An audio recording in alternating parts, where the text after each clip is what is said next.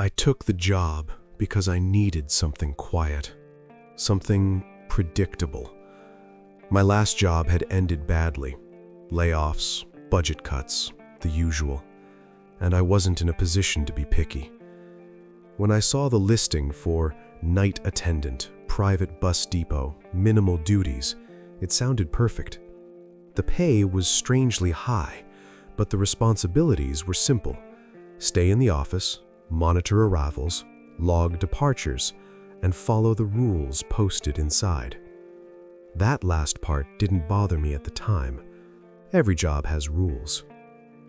I drove out to the depot just before sunset for my first shift, and the place already felt wrong. It sat at the edge of town, where the asphalt turned brittle and the street lights were spaced too far apart. The building itself was a squat concrete structure with 3 loading bays and a small office with tinted windows.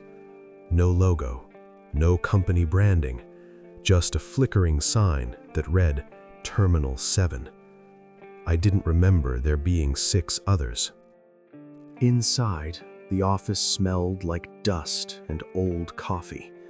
A heater hummed in the corner, and a corkboard hung on the wall behind a desk. That's where I saw the rules. They were printed on a single sheet of paper, laminated and pinned carefully in the center. No greeting, no explanation, just a numbered list. Rule 1. Do not leave the office between 1:13 a.m. and 1:17 a.m. Rule 2. If a bus arrives without headlights, log it, but do not acknowledge the driver. Rule 3. Never count the passengers twice. Rule 4. If the loudspeaker announces a route not listed on the schedule, turn the radio on immediately. Rule 5. Ignore any knocking on the back door. Rule 6. If you see someone already sitting inside the office, step outside and knock before re-entering. Rule 7. The last bus of the night is not always the last bus. The rules felt like a joke, but the man who handed me the keys didn't smile. He just told me, follow them exactly, and left before I could ask questions. The first couple of hours were boring. I logged 2 normal buses, both charter types with tired drivers and sleepy passengers. The fluorescent lights buzzed overhead, and the radio played soft static mixed with occasional announcements from nowhere. Around midnight, the depot went quiet. Too quiet. Even the distant highway noise seemed to fade. That's when I noticed the loudspeaker crackle. Route 12 arriving. I checked the clipboard. There was no Route 12. My stomach tightened as I remembered Rule 4. I reached over and turned the radio knob. Static exploded through the speaker, loud and sharp, drowning out the announcement. The moment I did, the office lights dimmed for a second. When they came back, there was a bus parked in Bay 2 that hadn't been there before. No headlights. I forced myself to follow the rules. I wrote it down. Unknown bus. No lights.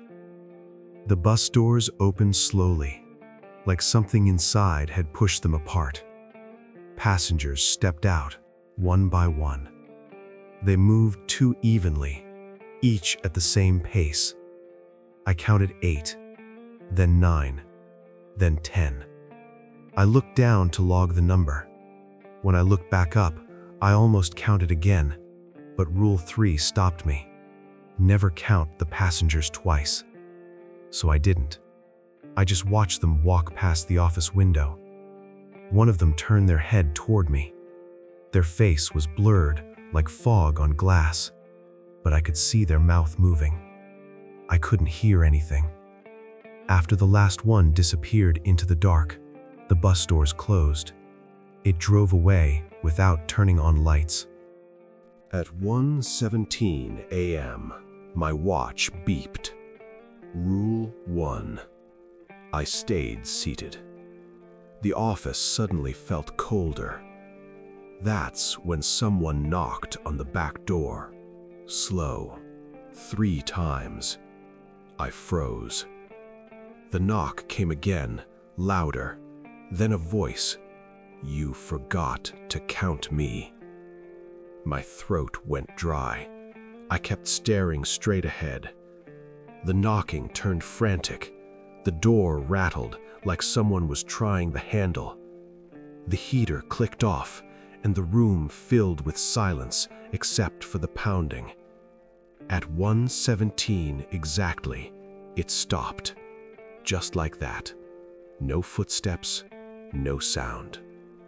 I waited another minute before I dared breathe normally again. Around 2 a.m., I got up to stretch. That's when I saw someone sitting in my chair. My chair. They were facing the corkboard, completely still. My heart slammed against my ribs as Rule 6 flashed in my mind. I backed out of the office, closed the door, and knocked. My hand shook. "Come in," a voice said. My voice. I opened the door. The chair was empty. The heater hummed again like nothing had happened. The next bus arrived at 3:40 a.m. It looked normal. Headlights on, driver visible.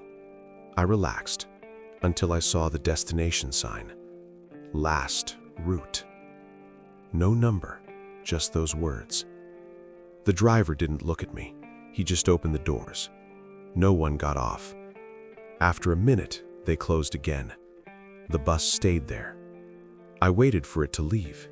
It didn't. Then the loudspeaker crackled. Final departure. The bus engine roared. It rolled forward slowly, then stopped. The doors opened again. This time, someone stepped out. It was me. Same jacket, same clipboard. He walked past the office window and didn't look inside. The bus drove away. I didn't sleep after that. I just stared at the clock, waiting for dawn.